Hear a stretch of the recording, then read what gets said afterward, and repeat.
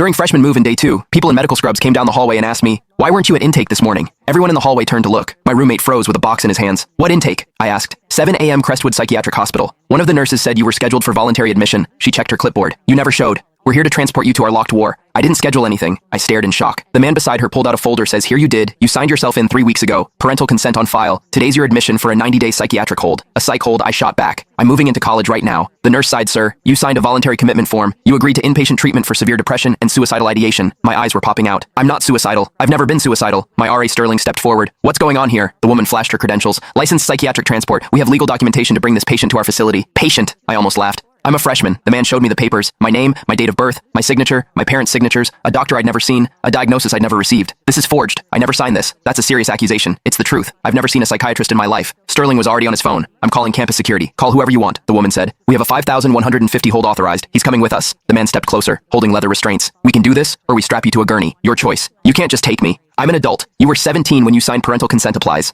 Other students were gathering doors, opening phones, recording "Call my parents." I said to Sterling, "They'll tell you this is a mistake." He dialed speaker on Mrs. Ashford. "This is Sterling the R. There are people here from a psycharm hospital saying your son signed himself into their facility." My mom's voice calm, cold. "Yes, that's correct. Please cooperate with them." My blood went cold, Mom. "What are you talking about? I'm at college. You were going to cut us off," she said calmly. "Change your number. Disappear." Dr. Jones said this was the only option. Dr. Jones, I've never met a doctor. "Jones, we consulted him on your behalf." He agreed. "You needed intervention. You can't commit me to a psych ward because I wanted space from you." I said 90 days in the locked unit medication therapy. Then we will discuss your future as a family. She hung up. I called my dad, hands shaking. "Dad, there are people trying to take me to a psych ward." "Good. Maybe 90 days in a padded room will fix your attitude." I was shaking. "You signed me up for this. You are going to abandon us after everything we sacrificed to tuition, the car, everything. So your solution is locking me up. We're saving your life. This is false imprisonment. It's mental health care." He hung up. The man pulled out the restraints. "Last chance walk or we strap you down." 40 students were watching now, recording. "Someone help me." I said, "Please." That's when a girl stepped forward. Dark hair, sharp eyes. She didn't look like any regular student. "Can I see the form?" The woman hesitated. "This is confidential. My dad's a lawyer. I know the law. If you're forcibly taking him to a locked ward, he has a right to review the paperwork." The nurse handed over the folder. The girl studied it, then looked at me. "Sign your name right now on your phone." I did, showed her. She held it up next to the form. "This signature is cursive. Yours is printed. You don't write in cursive." She was right. My signature was blocky print. The one on the form was cursive. "That's not his signature," the girl said. "Someone forged this." The woman's face tightened. "We'll need to verify." Verify what? The girl cut in. "Someone forged his signature to have him locked in your ward. That's fraud. That's kidnapping." My phone rang. "Mom, are you going with them?" "No, you forged my signature.